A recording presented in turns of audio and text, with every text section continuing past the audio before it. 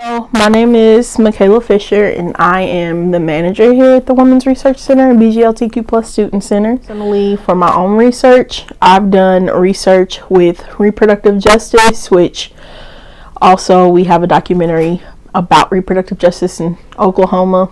But I also do a lot of prison history. I do research in African diaspora, and then also gender and sexuality as well. So I came in late in the game when some of the video had already been shot and put in. They were trying to figure out how to put everything together, and because I had finished my documentary and kind of had an idea of what to do, I came in to help with that. So I have done some shooting of some of the oral histories, but for the most part, I really help Jake with the editing parts of the documentary, putting it together, finding themes within the documentary that flow well, finding a structure and a format to have it set up in, and then just overall a lot of the technical things that go into doing a documentary.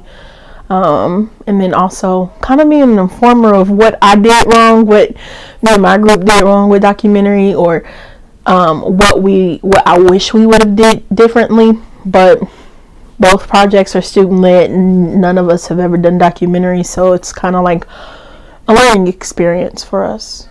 I feel like it's an important archive just because they're passing down the history of how Herland started, but not only how it started, but also the different collaborative things that they did together, as far as like the newspaper rolling sessions that they had, for to send out the newspapers about what was going on in the community and stuff like that.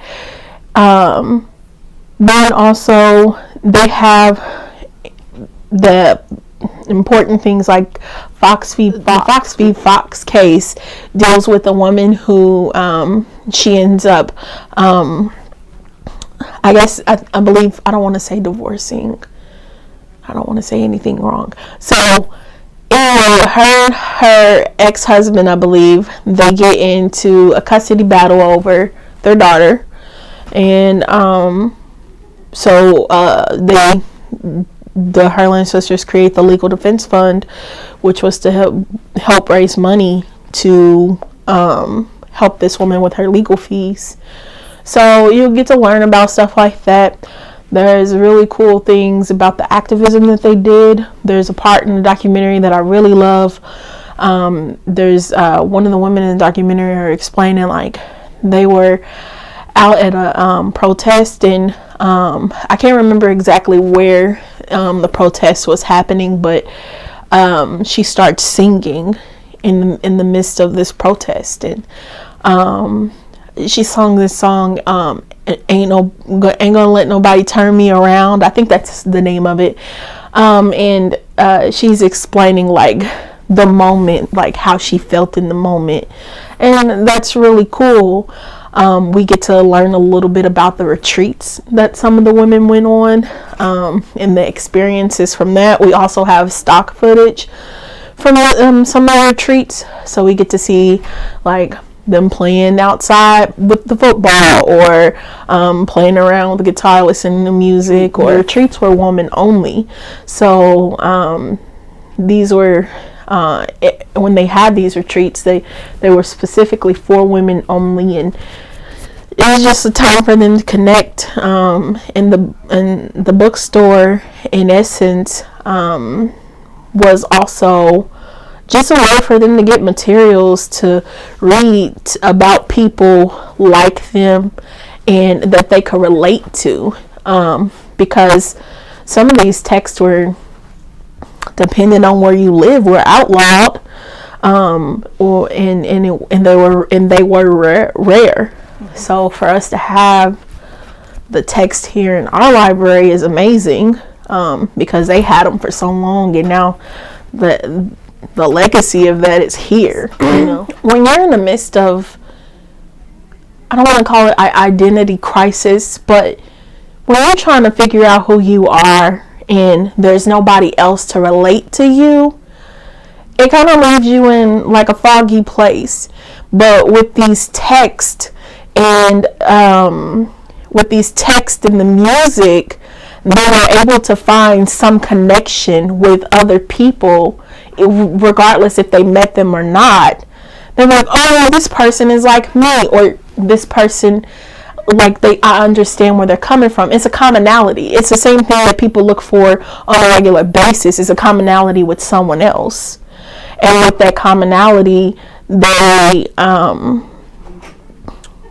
feel a little bit more confident, because if they've been raised in a certain way and they've been taught a certain way to think that being gay or lesbian or trans is wrong, and then they get the opportunity to find some kind of research or text that someone is like, this is my experience, and that solidifies within them that I'm not alone.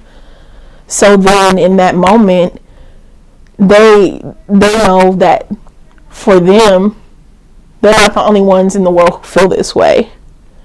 Especially if they, because I know a few people here in the center have come across people who, or not come across people, have come from different backgrounds, and in those backgrounds they're specifically told what you're doing is wrong. But to come here to a place where they haven't had an experience where there's people who are like, no, this is just who you are.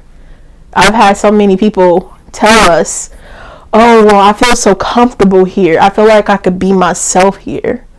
Like, I feel so safe here. And that's what I feel like these texts did for these women. They gave them that commonality. And I'm not going to say that it gave them a level of safety, but maybe just to know that I'm not the only person who feels this way. It gave them a level of comfort as well. But my hopes and dreams for this documentary is the same as for my other documentary, that it goes to different film festivals, different universities, because it is a film about activism. It's a film about women's rights. It's a film about, in a sense, identity, the structure of that identity, how and to be able to have a sisterhood with all of the women who are in the documentary. There's a sense of sisterhood for me, and I feel like this documentary will go very far, and I can't wait to see like what happens. I feel like there's other organizations out there in the world that may be just like the Herland sisters, and no one knows about it. Maybe by seeing our documentary, that'll inspire them to create their own. What would your message be to the people outside of the community that don't know and don't connect with the message that you're sending? Like, what are you trying to tell them about this? I would say that I'm not trying to force anything on them, but to have an open mind when they come and watch the documentary. Be uncomfortable, because I feel like in the midst of being uncomfortable, you learn. And when you learn about something that you're uncomfortable with, you may take away and want to research, or maybe get involved. And if you don't, that's fine. But it's always like, I always go back to this. It's what Frank Lemire says. If you're not marginalized at least once in the day, then you're not doing anything. So marginalize yourself. Put yourself in a position where you're uncomfortable to learn about something that you don't know about. There's been times that I've learned about stuff I wasn't comfortable with. I took away from it. If it didn't, like, if it wasn't something I was truly interested in, I let it go. But at least now I know.